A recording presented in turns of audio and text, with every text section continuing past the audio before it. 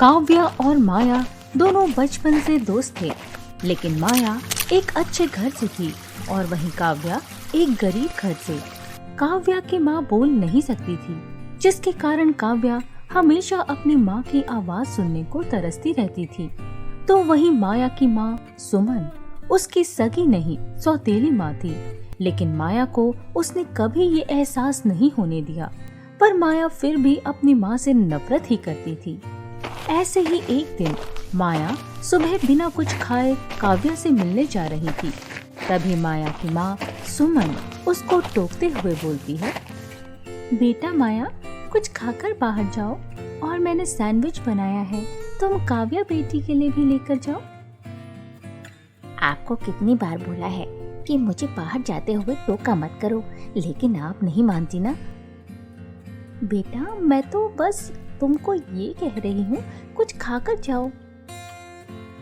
मुझे नहीं खाना आपके हाथ का कुछ भी, और मेरी माँ बनने की कोशिश मत क्या करो। मेरी माँ मर चुकी है और उनकी जगह कोई नहीं ले सकता, समझिए आप। माया इतना कहकर घर से जाने लगती है कि तभी वहाँ दरवाजे पर काव्या आ जाती है, जो उसकी और सुमन की बातें सुन लेती है और बोलती है, क्या यार माया, तू भी ना, तुझे पता है मेरी माँ तो गूंगी होने के कारण मुझसे कभी नहीं बोल पाती कि ये ले बेटा खाना खा ले। मैं कितना मिस करती हूँ इन चीजों को, और आज तो मैं खाना खाकर भी नहीं आई। चल ना खाते हैं जो आंटी ने बनाया है। मुझे नहीं खाना इनके हाथ का खाना। मुझे तो खाना है। आंटी आप मुझे खिलाओगी? हाँ बेटा जरूर, आओ ना। काव्या सुमन के बनाए सैंडविच को बहुत स्वाद लेकर खाती है। उसको ऐसे खाते देखकर माया का भी मन कर जाता है और आखिरकार वो भी अपने सौतेली माँ के बनाए सैंडविच खा लेती है।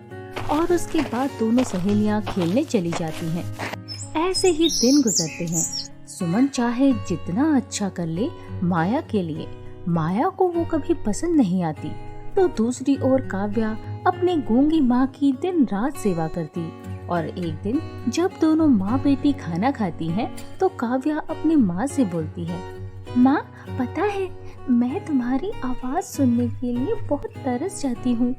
काश मुझे कोई ऐसा मौका मिले ना कि मैं अपनी आवाज के बदले तुम्हें आवाज दे सकूं, तो मैं ये जरूर करूँगी। काव्या की माँ अपनी बेटी की ऐसी बातें सुनकर उसको गले से लगा लेती है, जिसके बाद दोनों माँ बेटी खाना खाकर सो जाती हैं। ऐसे ही एक दिन माया अपनी सौतेली माँ के साथ स्कूल से घर आ रही होती है। माया का ध्यान सड़क पर नहीं था। तभी अचानक से एक तेज रफ्तार गाड़ी माया की तरफ आ रही होती है। ये देखकर सुमन माया को बचाने के चलते उस गाड़ी के आगे आ जाती है और उस पे वो अपने दोनों पैरों से अपाहिज हो जाती है। लेकिन माया इस बात पर भी अपनी माँ को नहीं अपनाती और एक दिन व्हील चेयर पर बैठी सुमन माया से बोलती है, माया बेटी मुझे जरा पानी लाकर दे दो, बहुत प्यास लगी है। मैं आपकी नौकरानी नहीं हूँ और खुद से आई थी ना अब गाड़ी के आगे, तो अब भुगतो। हाँ, अपने पैर खोकर खुद अपाहिज हो गई, अब मैं इनकी सेवा करूँ। माया की ऐसी बातें सुनकर सुमन की आंखों में आंसू आ जाते हैं, लेकिन वो अपनी बेटी से कुछ नहीं बोलती। ऐसे ही कुछ दिनों बाद दोनों सहेलियां खेलने के लिए पास के पार्क में जाती हैं, जहां दोनों खेलने में व्यस्त होती हैं कि तभी उनके पास आसमान से एक तोता आकर गिरता है, जो कि घायल होता है। उसे देखकर काव्या बोलती है, माया देख ना, इस तोते को कितनी चोट लगी है, चल इसको पट्टी करते हैं। पागल है क्या? इसके कितना खून निकल रहा है, मैं नहीं लूंगी हाथ में इसको। कोई नहीं, मैं ही इसे ठीक करती हूँ।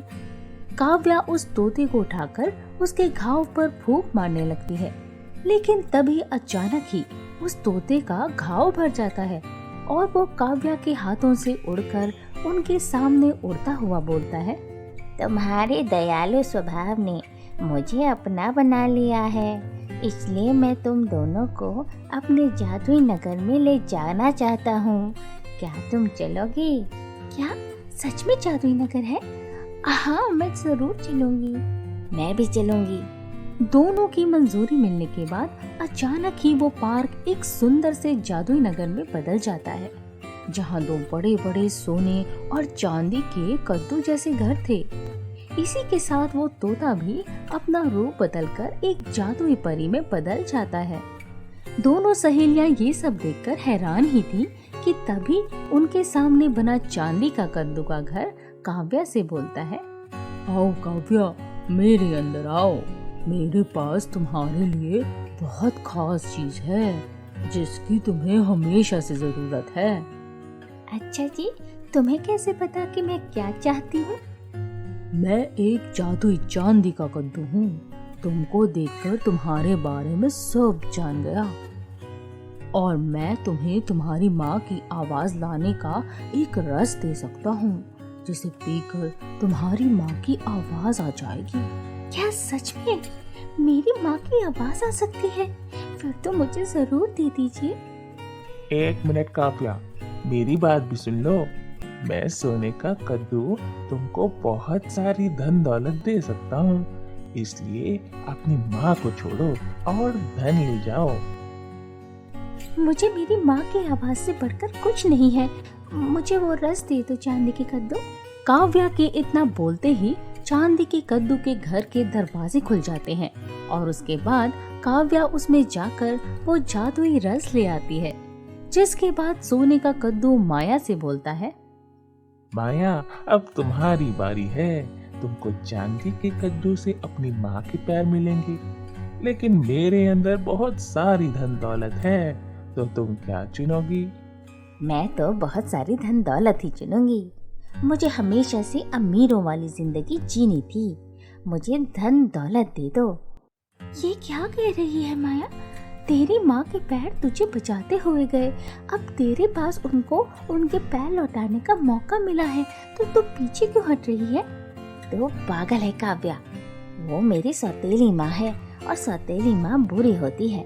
वो बस सबके सामने अच्छे होने का दिखावा करती है, इसलिए मुझे पैसा चाहिए, ना कि ऐसी माँ के पैर। इतना बोलकर माया सोने के कद्दू के अंदर चली जाती है और अंदर जाकर उसको बहुत झाड़ू पड़ते हैं। साथ ही हवा में उड़ती चप्पल से भी उसकी बहुत पिटाई होती है और ये सब देखकर माया रोते हुए बाहर आती है और बोलती है, ये सब क्या है? सोने के कद्दू में मुझे धन दौलत नहीं बल्कि मार मिली है। ये क्यों हुआ? ये सब तो तुम्हारी नियत पहचानने के लिए था और पता चल गया कि तुम बहुत ही लालची हो। अब तुम भी अपाहिज होकर अपनी माँ का दर्द समझना।